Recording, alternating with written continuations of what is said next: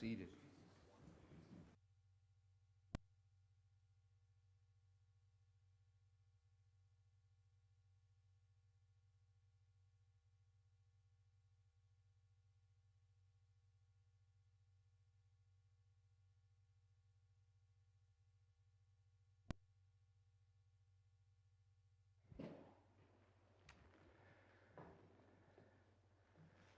If you will, turn in your Bible to Esther chapter 3. We're beginning this walk through the narrative about the life and events that took place during the reign of King Ahasuerus, where God is providing and protecting His people. Remember, we talked about the the purpose of the writing or the book that was written.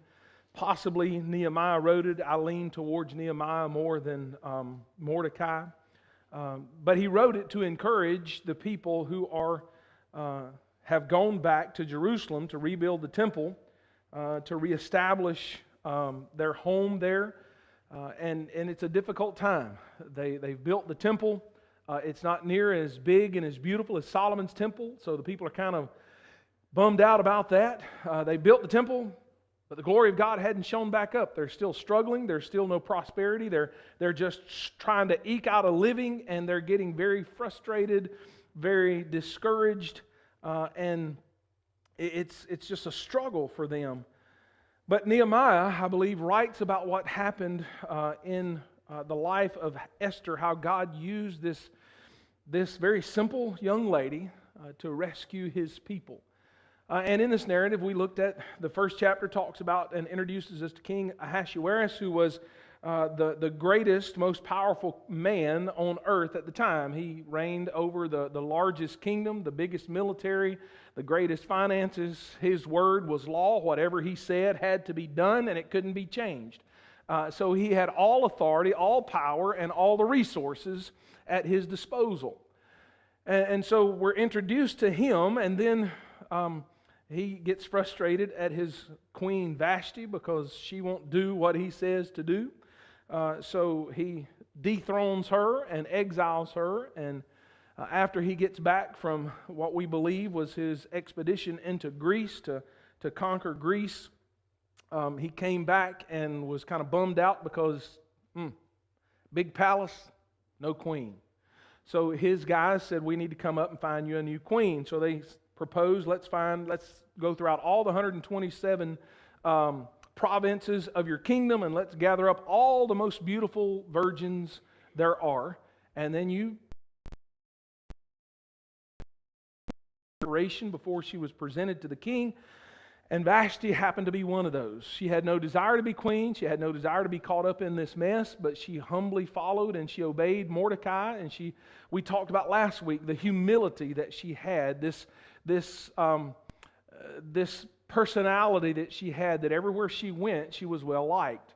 And when she was brought to Susa and she was handed over to the eunuch who was in charge of the virgins, she immediately found favor with him. It wasn't just her beauty. There was a whole bunch of other beautiful women there. It was her heart. It was her humility. It was her attitude. And so she kind of stood out from everybody else. And then after this year process of purification and beautification, these women were sent to the king one at a time. He'd spend the night with them. And whoever was his favorite and he found favor with became the queen. Well, Esther was it. She found favor with the king, and he named her queen. In chapter 3, we're now introduced to a character named Haman. Haman is just the opposite of Esther. Esther is humble. Esther has no personal desire to be queen. She's not looking for power and prestige or position. And she's very humble. Haman is just the opposite. He's very narcissistic. It's all about him. He wants all the power and prestige he can get. He wants all the authority he can get. And he's very manipulative, and whatever it takes to do it, he's going to do it. And so we see in chapter 3, he comes and he is elevated and introduced and then elevated to a very high position. So beginning in verse 1 of chapter 3, it says, after these events, we don't know the distance of time or how long it was after Queen Esther took her place. And then also the last thing was Mordecai told the king about, or told Esther about a plot that was going to be taken to take his life. Esther related to the king, and he hung the two criminals. But after these events, King Ahasuerus promoted Haman, the son of Hammedatha, the Agagite, and advanced him and established his authority over all the princes who were with him. Now, Haman is identified as an Agagite. We don't know if he was truly a descendant of the king Agag or Agag. You remember him? He was the sworn enemy of the Israelites. He hated the Israelites. His goal was to wipe the Israelites out. And so we don't know that he's necessarily a descendant of Agag, but he has that same spirit of Agag. We're going to see in a few minutes how bad he hates the Jews, and his goal is to annihilate all the Jews. And so he's identified as an Agagite, but it may be simply identifying his hatred for the Jews, that he is the staunchest enemy of the Jews of this day, just like King Agag was in his time. So he's defined as an Agagite. And so he is very, very ambitious. He is working and manipulating to become the highest that he can get in the kingdom, and he eventually realizes his dream. He becomes established over all the princes that are under him, that are around him. He's elevated to the highest position right below the king, a position that Daniel had at one time in this same kingdom many years earlier. And so all the king's servants who were at the king's gate bowed down and paid homage to Haman, for so the king had commanded concerning him. But Mordecai neither bowed down nor paid homage. Now remember, Mordecai is Esther's uncle. He's the one that raised Esther. He's the one that advised her, don't tell them you're a Jew when you get into the harem. When you go, don't say anything about your people, who you're a descendant of. You just go, be beautiful, be yourself, and see what God does. God elevated her to the queen, and now Mordecai, after he has let the queen know about this plot, and he's served the king very well. He is a servant at the gate. He has a position of some type in the government. So he's there at the gate, and we saw in the last chapter where he had access to Esther from time to time, and he could communicate with her. So he was serving in the government at some form and capacity. And so when Haman was elevated, the king, and I'm sure Haman had something to do with this, said that, hey, look, when Haman comes through the gate, you guys pay him a lot of respect. You do homage to him. You bow down before him. You treat him as if I were coming through the gate myself. But Mordecai refused. Now, we don't know why he refused to bow down or pay homage to Haman. It could be that he knew his bias against Jews. Don't know. They're both in the government. He may know that the conniving scoundrel that Haman is. He may know his character, and he just refuses to bow down to somebody with such poor character, even though he's been elevated to right at second in the kingdom. It could be that him being a Jew, he says, I don't bow down to anybody but God. Just like the three Hebrew children that were told to bow down to the statue that represented the king of Babylon. And they said, you can throw us in the furnace if you want to, but we're not going to bow down to this image, this idol. And so it could be a number of things, but for some reason, Mordecai just refused to bow down to Haman. And at first, it went unnoticed by Haman. Verse 3 says, then the king's servants who were at the king's gate said to Mordecai, why are you transgressing the king's command? Obviously, Haman didn't know it. It was the servants that served with Mordecai that saw it and said, hey, why are you transgressing the king? The king said you're supposed to bow down. Why are you not bowing down? Verse 4, now it was when they spoke daily to him and he would not listen to them that they told Haman to see whether Mordecai's reason would stand. When they had tried to convince him to bow down, kept questioning why he's not bowing down, tried to pressure him into bowing down to Haman, he continually refused day after day after day after day. He's sticking to his principles. He's not going to be pressured to compromise. For whatever reason that is. Again, it could be he knows the character of Haman. He knows what Haman is, the bias that Haman has towards the Jews. It could be his dedication to God. We don't know, but he's not going to compromise his principles for anyone. He's serving the king. He served the king faithfully. He warned the king when he found out a plot to kill him. But I will not bow down to this man. And so they told Haman. Obviously, all this time, Haman hasn't recognized. Mordecai was off over in a corner somewhere. Mordecai wasn't up front. Haman had no clue that Mordecai wasn't bowing down until the people that served with Haman, or served with Mordecai, brought it to Haman's attention. And they wanted to see if his reason would fly. He had told them, he says, that they had told Haman to see whether Mordecai's reason would stand, for he had told them that he was a Jew. It's the first time that it has been let known that Mordecai is a Jew, and they still don't know that Esther's a Jew. But here it reveals a lot of prejudice, a lot of hatred towards the Jews that's already in the country.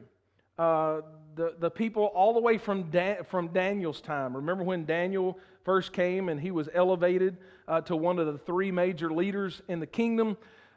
They hated Daniel. They hated the three Hebrew children that were in the government. They didn't want them to lead. They're foreigners. They're outsiders. We don't want them serving in the kingdom. We need to be elevated above them because we're homeboys. We grew up here. They're strangers. They don't belong in leadership. So there's a long-lasting hatred and disdain for the Jews, especially Jews that are put into leadership. And so he says, I'm a Jew. Verse 5, when Haman saw that Mordecai neither bowed down or paid homage to him, Haman was filled with rage. So see, you begin to see the character of Haman. Haman was all about Haman. All these people were bowing down to him. All these people were paying him homage. All these people were chanting, you the man, you the man. Mordecai is the only one. And he was furious. One man out of all the others is the only one he could focus on. It says that he became enraged, filled with rage. Not just angry, not just hurt, but filled with rage. How dare anybody not bow down to me? How dare anybody not give me the respect that I deserve, that I've earned, and that the king told them to? How dare he not do it? I'm going to show him. Absolutely the opposite of Esther. Haman was all about Haman.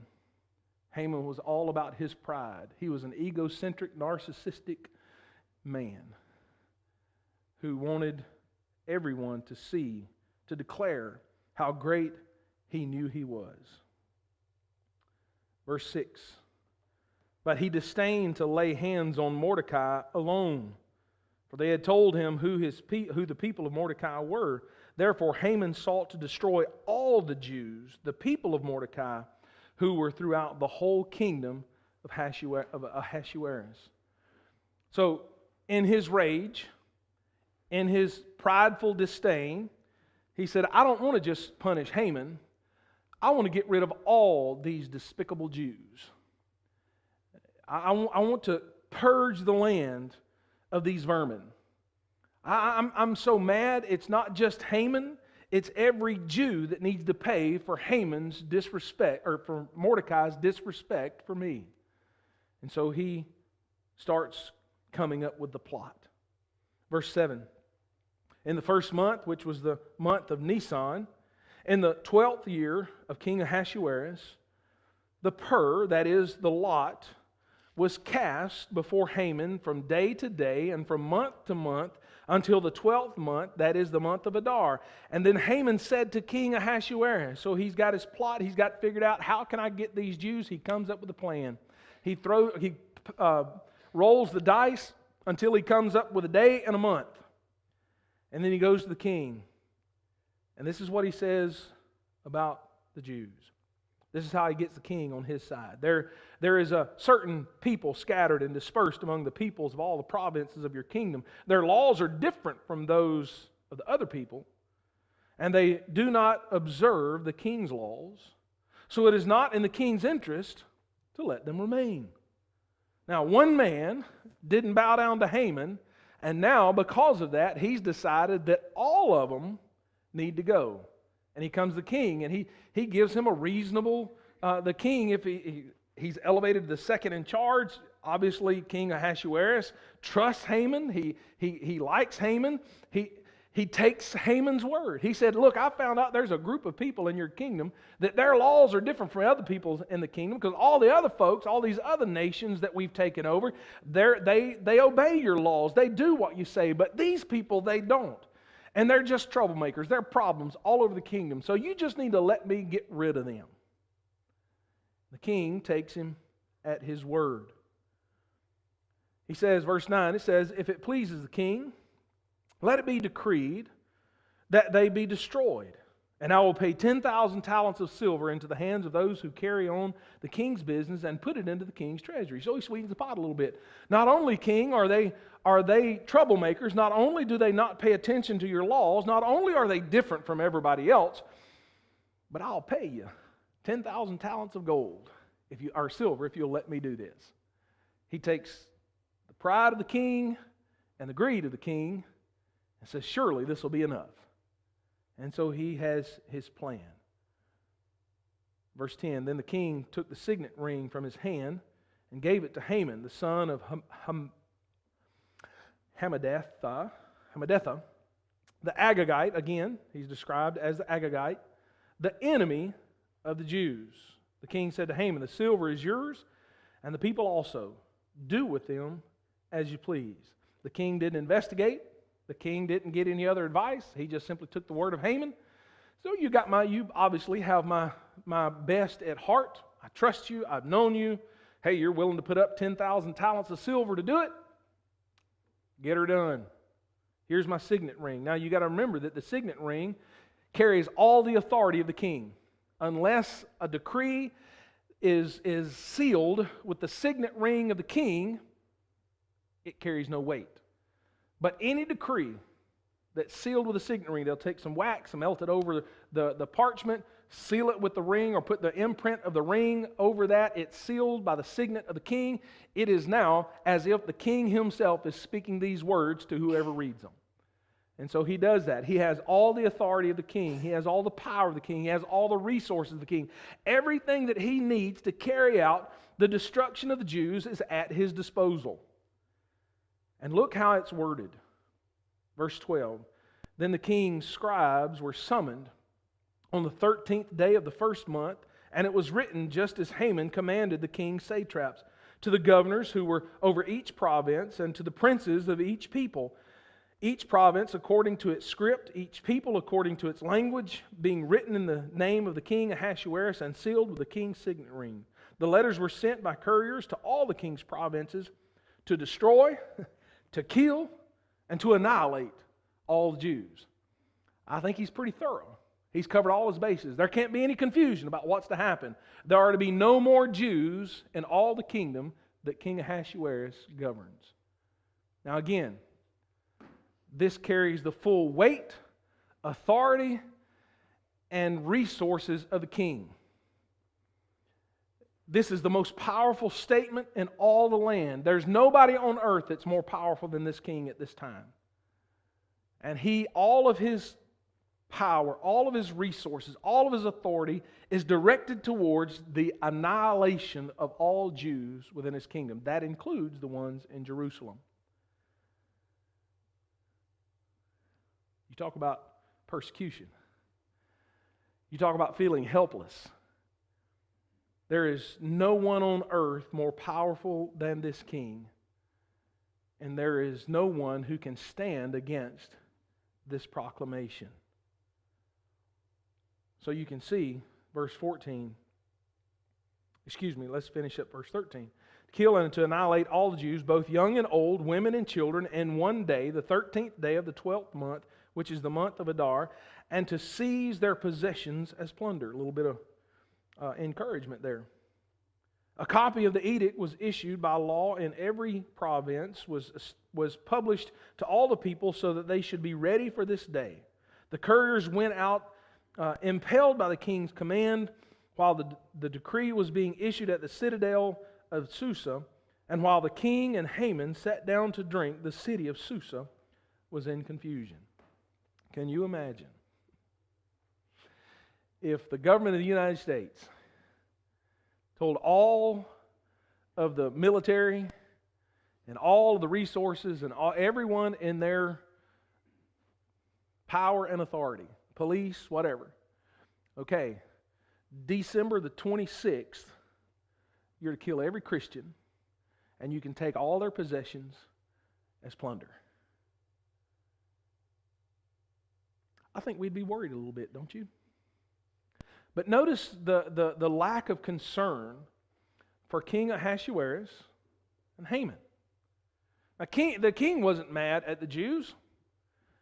He didn't have any clue about what was going on. He just took the word of Haman. Haman concocted this story because he was mad at Mordecai. And he determined to wipe out all the Jews. And now he has the full authority, weight, and resources of the king. And everybody has a free rein to kill a Jew. It's Kill a Jew Day. Take their property. It's all yours. You don't even have to give it to the king. You get to keep it. So, needless to say, there was some confusion. There was concern. There was a sense of hopelessness. There was a sense of dread. There was a large number of Jews in Susa. There was a large number of people who hated the Jews. So one group was really happy. Hey, let's sharpen our swords. Let's make a plan. Let's figure out how we're going to do it. Time to come up with a way of getting it done. And the Jews are saying, what can we do? There's no way we can stand. There's no way we can win. There's nothing that can happen. There's no hope. We've got only this time, this number of days to live. Confusion. Satan has always been opposed to the people of God and to the work of God. He always tries to raise up somebody to destroy the work of God here on earth. Every generation has their Haman. Every generation has their Hitler. It's always trying to find some way to wipe out the name of Jesus, to destroy the people of God, the work of God, the promise of God. So it's the storyline is being laid. Got the king, got the new queen who is very humble, who is a Jew, who is just doing what she needs to do. She's what she's been commanded to do. She's just being queen. She's trying to live life to honor God, to honor her uncle Mordecai. She's trying to serve the king. She's passing on that, hey, there's a plot to kill you. He takes care of that. And now we have Haman, who's just the opposite. Pride is what he's controlled by. His own impulses, his own position, his own power is all he cares about. And anybody that gets in his way, he's ready to destroy. But it's in this setting where God is quietly at work, where it seems like everything is against His people. They seem to have no hope. They seem to have no way of defending themselves. Their destruction seems imminent and sure. But God. That's why I think that Nehemiah wrote this as an encouragement to the people, but it's also an encouragement to us. I think that's why the book that has no mention of God in it, no prayers to God, no other than the fasting and the prayers, but no prayers worded, no mention of His name, is in Scripture because it so wonderfully demonstrates the power of God is so much greater than any power on earth. That no matter what, no matter how bleak it seems, no matter how large the obstacle, no matter how difficult the circumstances, God is in control. And He's working in ways that we cannot imagine. Esther had no idea that she was queen, as Mordecai says later, for such a time as this. She thinks she's just caught up in a pagan world, in a pagan country, in a pagan king. She just happened to be pretty, and the king liked her, so she's queen. She has no clue what God is doing. That God is planning on using her to rescue His people. And many of us oftentimes feel like we're just kind of a pawn in the world's game. We're a pawn in our culture, and we have no say. We have nothing to do. We're just here, and we're just trying to do the best we can with what we've got. You never know how God is going to use you. You never know what God is doing when it seems like God is not doing a thing.